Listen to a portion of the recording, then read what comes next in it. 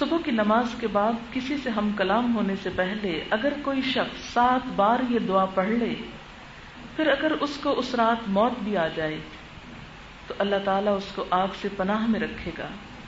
اسی طرح مغرب کی نماز کے بعد پڑھ لے تو یہی فضیلت ہے.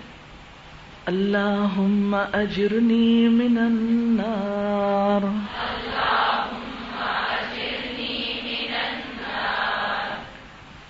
اے اللہ مجھے آگ سے پناہ دینا. اللہم اجرنی من النار،